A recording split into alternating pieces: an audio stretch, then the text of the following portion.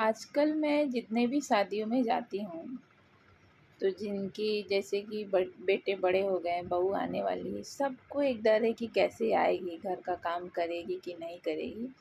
इसी टॉपिक पर ज़्यादा बातें होती हैं। अभी तो मैं शादी ब्याह में नहीं जा रही हूँ, अभी तो गर्मी पड़ रही है। ठंडी में जब मैं जाती थी तो इसी टॉपिक पे लोग ज़्यादा ही टॉपिक छोड़ते थे, छेड़ते थे कि हाँ, कि बहू आएगी तो कैसे रखा जाए उसको। तो मेरे दिमाग में मैं इतने दिन से सोच रही थी, तो अभी मेरे क्लासेस फिर से चालू हो गए हैं, तो उसमें पॉलिटी पढ़ रही थी। तो जैसे एक देश अपना एक संविधान बनाता है कि उसी नियम अनुसार देश चलेगा, सबको इसकी बातें माननी होंगी। कुछ सरकार के लिए नियम है, कुछ हम लोग के लिए नियम है। तो मुझे ऐसा लगा ऐसे ही कानून अपने-अपने घर का सबको बनाना चाहिए, क्योंकि वो भी अकेले नहीं बनाना चाहिए। जब आपकी पहली बहू आए तो उसके साथ बनाना चाहिए कि हाँ देखो, तुम्हारे क्या-क्या डिमांड है और मेरे ये डिमांड हैं। और कुछ डिमांड उसमें ऐसी रखना चाहिए कि दोनों फॉलो करें। तो फिर मेरे ख़्याल से घर में कोई प्रॉब्लम नहीं होगी, और उससे पूछ कर, खूब अच्छे से पूछ कर, उसके ऊपर कोई प्रेशर ना दें, खुले विचार से कि आप एकदम अच्छे से सोच विचार लीजिए। आप हफ्ता भर ले लीजिए, 1 महीना ले लीजिए कि आपको इस घर में कैसे रहना है। उसी अनुसार आप मुझे नियम बता दीजिए, और मैं भी अपना विचार आपसे बता रही हूँ कि मैं आपसे क्या चाहती हूँ। मतलब सासू माँ की भी डिमांड हो, ससुर की भी हो, घर के सारे सदस्य को लेकर के वो नियम बनाया जाए कि सब लोग अपनी डिमांड रख सकें कि वो कैसे जीना चाहते हैं, कैसे रहना चाहते हैं। मेरे ख़्याल से सबसे ज़्यादा अलग इसीलिए लोग हो रहे हैं कि लोग अपने तरीके से रहना चाहते हैं, लेकिन कोई रहने नहीं देता है। जैसे कि बहुत सी बहुएँ आती हैं, उनको बचत करने नहीं आता है, तो ज़रे बहुत ज़्यादा है, उनको आता ही नहीं। ऐसा नहीं है कि वो करना नहीं चाहती, उनको नहीं आता बचत करना, तो वो नहीं करती हैं।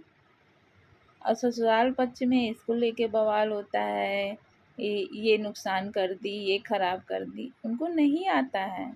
उनको सिखाइए और उनसे पूछिए कि अपना नियम, जो एक बुक हो चाहे डायरी में आप लिखे रहेंगी, तो उनसे बताइए कि भाई इतना ज़्यादा फिजूल खर्ची नहीं हो पाएगा। और बहुत बार ये भी होता है कि जैसे कि घर में 4 बेटे हों या 2 बेटे हों, किसी-किसी की कमाई अच्छी होती है, किसी-किसी की कमाई मीडियम होती है, तो लोग उसको भी देखकर जलने लगते हैं। तो बैठिए और सारे घर के सदस्यों से राय बात लीजिए कि घर का कानून क्या होना चाहिए।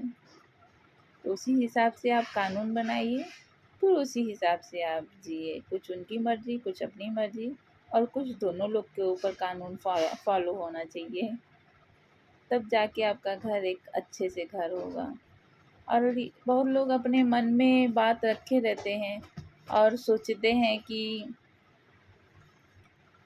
हैं कि वो बात समझ जाए। नहीं, समझाना पड़ता है। जब एक माँ अपने बच्चे को नहीं समझ पाती कि उसको भूख लगी है कि नहीं भूख लगी है, उसका पेट भरा है कि नहीं भरा है। कभी-कभार माँ ओवर डाइट करा देती तो बच्चे उल्टी करने लगते हैं। बहुत से माँ के साथ ऐसा होता होगा। और या तो बच्चे भूख लगती है, बहुत बार रोते हैं तो मतलब ये नहीं कि भूख ही लगी है, कभी-कभार पेट भी दर्द करता है, कभी-कभार गैस भी बन जाता है उन लोगों को। लेकिन माँ नहीं समझ पाती कि रो क्यों रहा है। सबसे पहले रोता है बच्चा तो उसको दूध ही लेके दौड़ती हैं कि हाँ, उसको भूख लगी होगी, उसके खाने की ही व्यवस्था करती हैं। तो बिना बताए, क्योंकि वो बच्चा बोल नहीं सकता, जब बड़ा होगा तभी ना बोलेगा, तभी ना समझेगा कि हाँ, मेरे पेट दर्द हो रहे हैं या कुछ भी हो रहा है।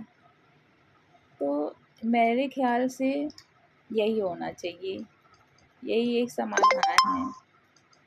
और फिर आपके अगर 2 बहू हैं, 3 बहू या 4 बहू हैं, तो वो सब भी आएँ, उन सब का भी राय लीजिए। ऐसा नहीं है कि एक बार संविधान बन गया, उनको भी अपने घर का नियम कानून बताइए। Thank you, bye.